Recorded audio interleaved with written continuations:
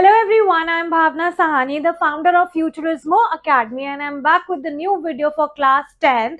And in this video, we are doing part 2 of Nazism and the rise of Hitler.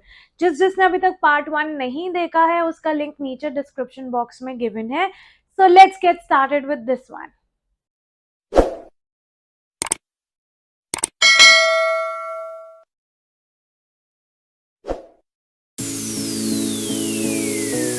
So let's get started with this video, and in this video we are doing topic number 2 of this chapter, Nazism and the rise of Hitler. Topic 1 का नीचे link description box में दिया गया है, you can see that. Alright, and topic 2 में हमने पढ़ना है कि जर्मनी में हिटलर की पावर कैसे बढ़ी थी, how there was a rise in power of Hitler. Alright, तो हम देखेंगे हिटलर की पावर कैसे बढ़ी थी, नाजी पार्टी के प्रोपेगेंडा क्या था, ठीक है, वॉर के अगेंस्ट लड़ने के लिए क्या प्लानिंग थी, व्हाट नाजी पार्टी वांटेड, ये पढ़ेंगे. फिर नाजी स्टेट की क्या हालत थी under the dictator of Hitler, जब हिटलर रूल कर रहा था जर्मनी में, जब डिक्टेटरशिप थी जर्मनी में हिटलर की, उस टाइम पे नाजी की क्या हालत थी. फिर हमने पढ़ना है condition of police under Nazi state, Hitler ने क्या फॉरेन पॉलिसी अपनाई थी. Then Hajlimer Sashe, he was the advisor of Hitler. ये हिटलर का एडवाइजर था, फाइनेंशियल एडवाइजर. इसके बारे में हमने पढ़ना. And then we have to study little bit about world war 2. Alright, so let's get started and let's see कि Hitler की पावर कैसे राइज हुई थी. सबसे पहली चीज I would love to tell you that, do you know that when see Germany was defeated in world war 2, ठीक है, रशिया, फ्रांस और इंग्लैंड के सामने these were the victorious nation, and Germany ने अपने आप को सरेंडर कर दिया था. And Hitler was the dictator of the Germany at that time. तो उसने क्या किया, he did not want to die in the hands of enemy, वो दुश्मनों से मरना नहीं चाहता था. व्हाट ही डिड, बर्लिन में बंकर में जाके उसने और उसकी पूरी फैमिली ने सुसाइड कमिट कर ली थी, क्योंकि वो दुश्मनों के हाथों नहीं मरना चाहता था. एंड उसके बाद जर्मनी ने सेकेंड वर्ल्ड वॉर 2 में सरेंडर कर दिया था अपने आप को to the victorious nation. Alright, so ये सब हम बाद में पढ़ेंगे, this is the end of the chapter. But first let's see कि हिटलर कैसे जर्मनी में आया, वो कैसे डिक्टेटर बना जर्मनी का. ऑलराइट, सो सबसे पहले हिटलर बॉर्न कब हुआ था. He was born in 1889. Where he was born in Austria. Alright, and जो उसका पूरा यूथ था वो पॉवर्टी में गुजरा, वो बहुत पुअर था, जब वो बहुत छोटा था वो बहुत पुअर था. So he was born in 1889 in Austria and he spent his youth in poverty. Alright, तो जब फर्स्ट वर्ल्ड वॉर हुआ था तो हिटलर ने क्या किया था, इसने आर्मी में पार्टिसिपेट किया था. ठीक है, जब उसने आर्मी में पार्टिसिपेट किया था फर्स्ट वर्ल्ड वॉर में, उसको बहुत सारे ब्रेवरी मेडल्स मिले. ठीक है, और उसके बाद जो जर्मनी हार गया था तो जर्मनी को क्या एक्सेप्ट करना पड़ा, जर्मनी को आफ्टर वर्ल्ड वॉर 2 एक हार्श पीस ट्रीटी एक्सेप्ट करनी पड़ी, जिसके बारे में मैंने आपको बताया था लास्ट वीडियो में. जिसने अभी तक नहीं देखी है, kindly see that, the treaty of Versailles. Alright, एक समझौता हुआ था, जर्मनी हार गया था और जर्मनी को विक्टोरियस नेशन की बातें माननी पड़ी थी, जिसमें Germany was declared as the murderer. Alright, and इसकी वजह से जब हार्श पीस ट्रीटी एक्सेप्ट करनी पड़ी जर्मनी को, इसकी वजह से जो हिटलर है उसको बहुत ज्यादा गुस्सा चढ़ गया था. Alright, so when the first war broke out, he participated in the army and he won bravery medals. When Germany got defeated and had to accept the harsh peace treaty, this made him furious. ठीक है, फिर 1919 में उसने Germany worker party को join किया. फिर 1919 में 1918 में वर्ल्ड वॉर 1 खत्म हो गया था, and in 1919 he joined German workers party, and उसने उस ऑर्गेनाइजेशन को कंट्रोल करना शुरू कर दिया, and he renamed it as national socialist German worker party. ठीक है, तो उसने जर्मन वर्कर पार्टी को रीनेम करा into national socialist German party, and in short it was known as the Nazi party. ठीक है, तो नाजी पार्टी का मेन हेड कौन था, हिटलर। तो वर्ल्ड वॉर वन खत्म होने के बाद 1919 में हिटलर ने German worker association party join करी, उसका हेड बना, उसको कंट्रोल करना शुरू कर दिया, उसको रीनेम कर दिया National socialist German worker Party में, and it was in short it was known as the Nazi party. फिर जब इकोनॉमिक क्राइसिस आए थे जर्मनी में, जब लोग जॉबलेस थे, तो नाजी अपना एक प्रोपेगेंडा लेके आई कंट्री को डेवलप करने का, and now people were hopping better future. अब लोगों को लगा कि जर्मनी का फ्यूचर थोड़ा बेटर हो जाएगा। Hitler was a powerful speaker eight that time, and उसकी वजह से, उसकी स्पीच की वजह से जो लोग थे they were happy with him and they thought Hitler will get the change, Hitler development लेके आएगा। ऑलराइट, उसने लोगों को प्रॉमिस किया कि वो एक स्ट्रॉन्ग नेशन बनाएगा। राइट, लोगों ने उसको वोट किया, he won the elections, and this at that time he was considered as the saviour of the people. ठीक है, उसको एक मसीहा माना जाता था, that Hitler will be the one जो डेवलपमेंट लेके आएगा और हमारी कंट्री को इकोनॉमिक क्राइसिस से बचाएगा। 1929 में जब ये पार्टी आई थी हिटलर की, उसको सिर्फ 2.6% वोट मिले थे। बट फिर जब 1932 में दोबारा वोटिंग हुई थी, हिटलर की पार्टी जो थी वो लार्जेस्ट पार्टी बन गई थी, and it won election by 37%।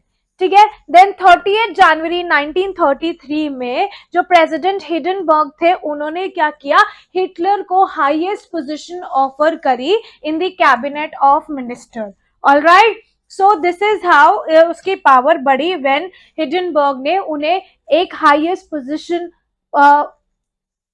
दी थी, हाईएस्ट पोजीशन ऑफर करी थी। Alright, so when first world war broke out, तो हिटलर ने क्या किया, उसने आर्मी ज्वाइन करी, ही वॉन द ब्रेवरी मेडल्स। ठीक है, जब जर्मनी हार गई तो उन्हें एक हार्श पीस ट्रीटी साइन करनी पड़ी, जिसकी वजह से हिटलर बहुत ज्यादा फ्यूरियस हो गया था। 1919 में after the first world war Hitler ने German party workers party join करी, उसको कंट्रोल करना शुरू कर दिया, उसको रीनेम कर दिया into German worker party, in short it was known as the Nazi party. And जब इकोनॉमिक क्राइसिस आए थे, ठीक है, जब लोग जॉबलेस हो गए थे, तो हिटलर नाजी पार्टी अपना एक प्रोपेगेंडा लेके आया था, लोगों को होप दी थी for the better future, and Hitler was a powerful speaker. He made promise to people that he will going to build a good nation. ठीक है, उसने बहुत सारे प्रोमिस किए थे, एंड उस टाइम पे उसको मसीहा माना जाता था, सेवियर माना जाता था जर्मनी का।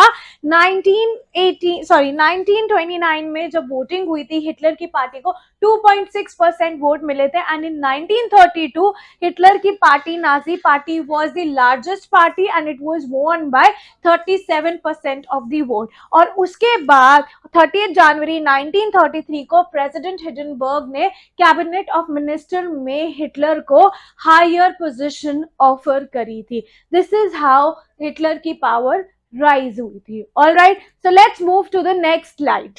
तो as I have told you, already told you कि हिटलर ने क्या किया था, हिटलर ने लोगों को एक प्रोपेगेंडा दिया था और लोगों को प्रॉमिस किया था that he will going to get a better future, and people were hoping for better future. So let's see कि हिटलर ने जो नाजी पार्टी थी हिटलर की, उन्होंने क्या प्रोपेगेंडा बनाया था, क्या लोगों से प्रॉमिस किया था। सबसे पहले नाजी पार्टी को, जितनी भी नाजी पार्टी थी, ठीक है, उन्होंने लोगों को शो किया कि Hitler is the saviour of our country, Hitler को एक मसीहा बनाया गया। ठीक है, हिटलर ने पावरफुल स्पीचेस दी, लोगों को अपने कॉन्फिडेंस में लेके आया, and he made several promises. और वो सेवरल प्रॉमिसेस क्या थे कि वो एक स्ट्रॉन्ग नेशन बनाएगा, जो ट्रीटी ऑफ वर्साइलेस साइन किया गया है, उनके साथ इनजस्टिस हो रहा है, उसको वो अंडू करेगा, एम्प्लॉयमेंट अपॉर्चुनिटीज को बढ़ाएगा, और यूथ के लिए बेटर फ्यूचर लेके आएगा। ठीक है, रेड बैनर्स उस टाइम पे बनाए गए थे with the swastika sign, I guess you all know this swastika sign. ठीक है, रेड बैनर्स बनाए गए थे with the swastika sign, and लोगों ने नाजी पार्टी को सल्यूट करना शुरू कर दिया था। People were giving respect to the Nazi party, and they were hoping for a better future because of these promises which was made by the Hitler. All right, so moving towards the next slide. Our next slide talks about the Nazi state under the dictator Hitler. अब Nazi की क्या हालत हो गई थी under the dictatorship, तो सबसे पहले मैं आपको बात बताती हूँ रिचस्टैग। अगर मैं रिचस्टैग की बात कर रही हूँ, if I am talking about Reichstag, this means I am talking about Germany's parliament. ठीक है, मैं जर्मनी के पार्लियामेंट की बात कर रही हूँ। As I have already told you in the last slide कि 30th जनवरी 1933 को प्रेसिडेंट हिडनबर्ग ने क्या किया था, कैबिनेट ऑफ मिनिस्टर में हिटलर को एक हाईएस्ट पोजीशन ऑफर करी थी, और वो पोजीशन किसकी थी, post of vice chancellor. So vice chancellor का पोस्ट क्या था, वाइस चांसलर का पोस्ट था हेड ऑफ द कैबिनेट और गवर्नमेंट का हेड और कैबिनेट का हेड, जो हिडनबर्ग ने क्या किया था, हिटलर को ऑफर किया था जनवरी 1933 में, ऑन 30th जनवरी। उसके बाद क्या हुआ, रिचस्टैग में आग लग गई। I have already told you Reichstag is the parliament of Germany, और जर्मनी के पार्लियामेंट में आग लग गई थी, and it was a mysterious fire. And इस चीज का एडवांटेज उठाया हिटलर ने, और उसने सारे डेमोक्रेटिक रूल को जला दिया, डिस्ट्रॉय करना शुरू कर दिया यहाँ से।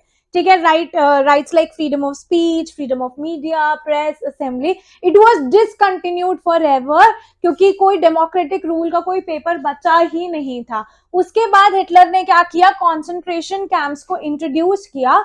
कॉन्सेंट्रेशन कैंप्स क्या था, एक गैस चैम्बर की तरह था, जिसमें बहुत सारे लोगों को इकट्ठा किया जाता था और पॉइजनस गैस छोड़ दी जाती थी उन लोगों को मारने के लिए। It was considered like a mass killing. ठीक है, एंड उसने क्या किया, he started sending the people to the concentration camps. और अगर मैं डसेल्डॉर्फ की बात करूं, तो out of so many people 6,808 were arrested and 1,440 people were sent to concentration camp.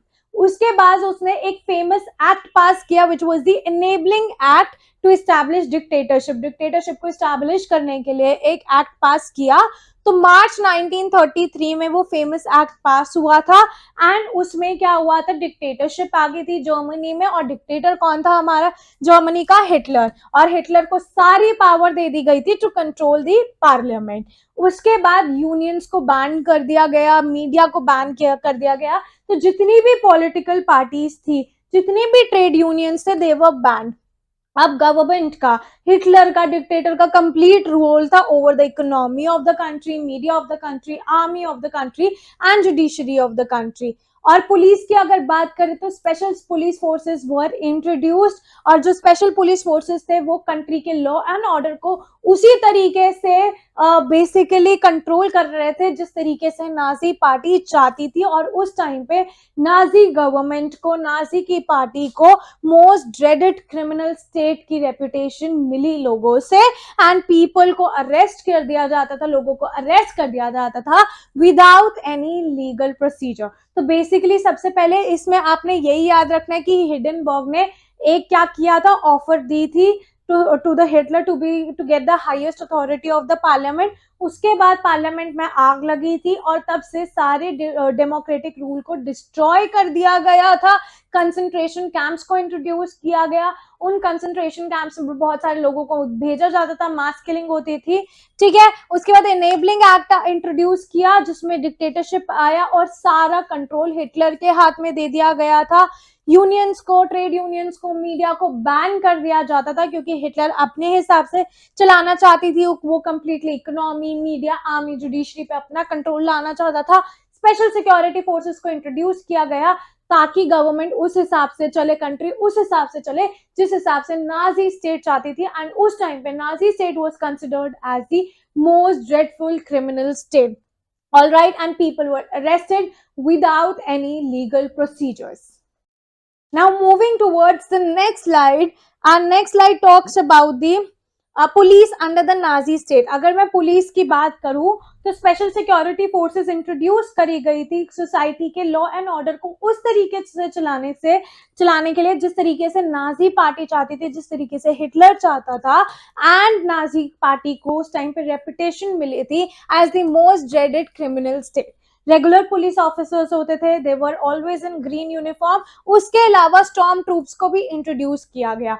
Storm troops में कौन आते थे? The Gestapo, secret state police, the SS, the protection squad, the criminal police and the security service. इनको extra constitutional powers दी गई थी। All right, and इसमें लोगों को कभी भी डिटेन कर दिया जाता था, गेस्टापो का टॉर्चर कैंप्स में भेज दिया जाता था या क्या चैम्बर्स कॉन्सेंट्रेशन कैंप्स में भेज दिया जाता था और लोगों को अरेस्ट कर लिया जाता था without any legal procedures. All right, then उसके बाद आती है हिटलर की फॉरेन पॉलिसी। अब इसमें हिटलर की फॉरेन पॉलिसी के बारे में पढ़ना है और सेकेंड वर्ल्ड वॉर कैसे स्टार्ट हुआ था, वॉर पॉलिसी जो थी हिटलर की, उसके बारे में पढ़ना है। अगर मैं फॉरेन पॉलिसी की बात करूं तो 1936 में दे डिसाइडेड कि ऑस्ट्रिया और जर्मनी को इंटीग्रेट किया जाएगा एंड 1938 में they were integrated under the slogan one people one empire one leader. उसके बाद हिटलर ने डिसाइड किया कि वो आसपास की कंट्रीज को, नेबरिंग कंट्रीज को कॉन्क्योर करना शुरू कर देगा ताकि अपनी खुद की रिसोर्सेज को बढ़ा सके, उनके रिसोर्सेज को अपने बेनिफिट के लिए यूज कर सके।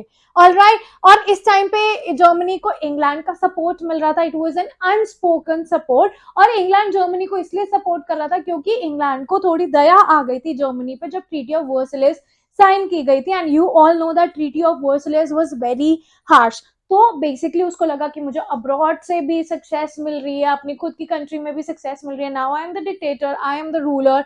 तो हिटलर यहाँ पे नहीं रुका, उससे क्या करा, इंग्लैंड के सारे फाइनेंशियल को यूज करना शुरू कर दिया फॉर द रेयरमेंट। रेयरमेंट मतलब कि वॉर की रेपरेशंस के लिए, वॉर की प्रिपरेशंस के लिए उसने उन पैसों को यूज करना शुरू कर दिया। उसने आर्म्स पे, वेपन्स पे वो पैसे खर्च करने शुरू कर दिया, जबकि हाल्जमर शासन ने मना किया, उसे वार्न किया कि do not spend all the money in rearmaments. ठीक है, और उस टाइम पे हिटलर को गुस्सा आया और उसने हाल्जमर शासन को कंट्री से ही निकाल दिया। ही वाज द एडवाइजर, उसके बारे में हम नेक्स्ट स्लाइड में पढ़ेंगे। ठीक है, अब ये बेसिकली क्या है, फॉरेन पॉलिसी एक बार हम रीड कर लेते हैं। Integration of Austrian Germany in 1936 and integrated Austrian Germany in 1938 under the slogan one people one empire one leader. He then went on to conquer more countries. Then he was getting financial support from England. In all of this, he had the unspoken support of England because according to England, the Versailles Treaty was too harsh. These quick successes at home and abroad seemed to reverse the destiny of the country. Hitler did not stop here. It kept using England financially, which irritated England. Sache had also advised Hitler against investing hugely in rearmament, but Hitler made Sache leave the country. रेयरमेंट का मतलब क्या हो गया, basically weapons पे, arms पे पैसे खर्च कर रहा था फॉर वॉर। अब वॉर पॉलिसी की बात करें, अब हिटलर ने क्या सोचा, हिटलर ने सोचा that I want to increase my resources, okay, so let's attack the other country, let's conquer their country and increase our territory, let's just take their resources under our country. तो उसने सोचा कि अगर मेरे को अपने रिसोर्सेज बढ़ाने हैं तो मैं दूसरी कंट्री पे अटैक करता हूँ और अपनी टेरिटरी को भी एक्सपैंड कर लूंगा, उनकी रिसोर्सेज भी मेरी हो जाएगी। And this is how he conquered Czechoslovakia. सबसे पहले उसने चेकोस्लोवाकिया को कॉन्क्यूर किया, फिर 1939 में पोलैंड को कॉन्क्यूर किया, उसके बाद उसने फ्रांस और इंग्लैंड के साथ भी वॉर करना शुरू कर दिया। और जब हिटलर ने फ्रांस और इंग्लैंड के साथ वॉर करना शुरू किया, this was the start of second world war. सितंबर 1940 में वो ट्रिपाटाइट पैक्ट में आया, थ्री पार्टी ट्रिपाटाइट एक्ट मतलब थ्री पार्टी एक्ट साइन हुई थी। किस किस के बीच में, जर्मनी के बीच में, जापान के बीच में और हिटलर के बीच में। ठीक है, जर्मनी, जापान और इटली के बीच में। और इस टाइम पे हिटलर को लगा कि वाह, मुझे तो फॉरेन सपोर्ट भी मिल रहा है, इंटरनेशनल पावर्स भी मुझे सपोर्ट कर रही है। और इन 1914 जब उसको ये सपोर्ट मिला, he was at the highest of his power, he was at the top. Alright, and उन्होंने क्या किया, तीनों पार्टी ने मिलकर, जर्मनी, इटली और जापान ने मिलकर क्या किया, सोवियत यूनियन मतलब रशिया पे अटैक किया। इस टाइम तक यूएसए ने वॉर में एंटर नहीं किया। ऑलराइट, तो जापान ने क्या किया, जापान ने यूएसए के पर्ल हार्बर पे अटैक किया to make it weak for the future, future के लिए उसको वीक बनाने के लिए।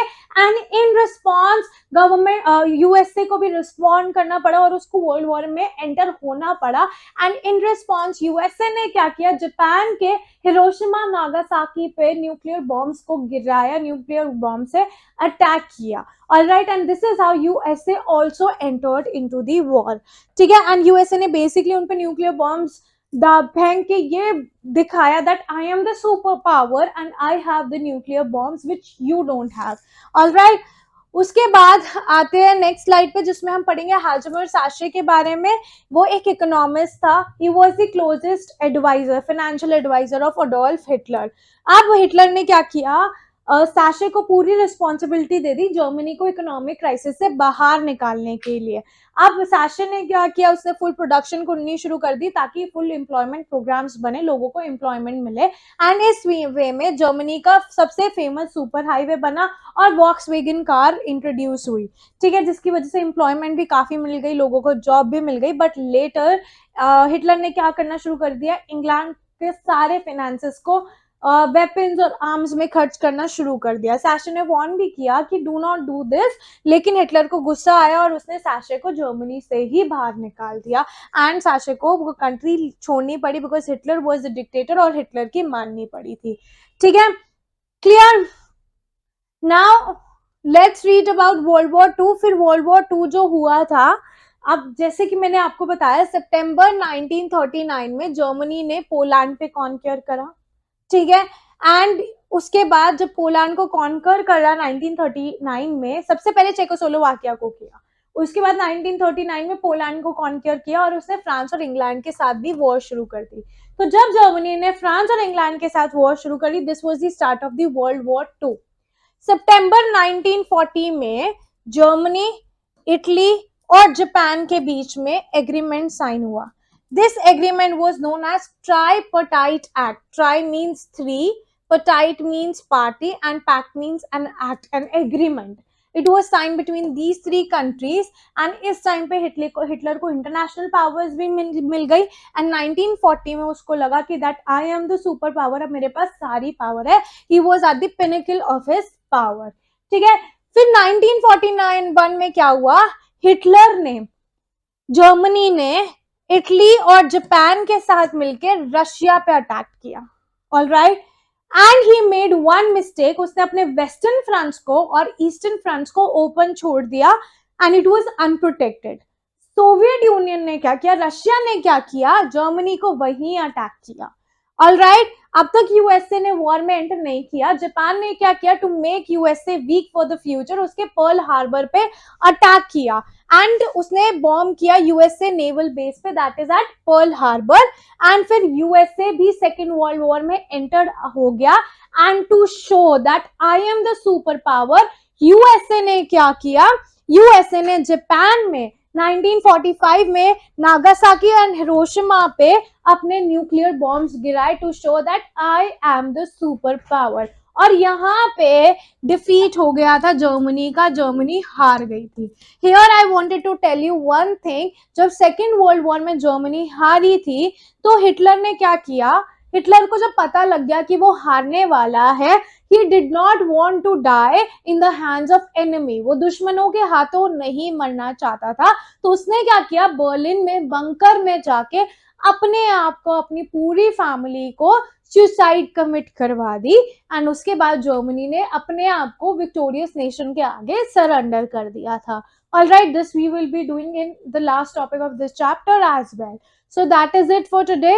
If you still have any doubt, you can comment in the comment box. Moreover, you can reach us out for offline classes, online classes and notes on Instagram, Telegram and Facebook, and link is in the description box. Do not forget to ring the bell icon for my upcoming videos. Moreover, you can reach us out on the number which is given below in the video. So I will be meeting you guys super soon in my next video. Bye bye everyone.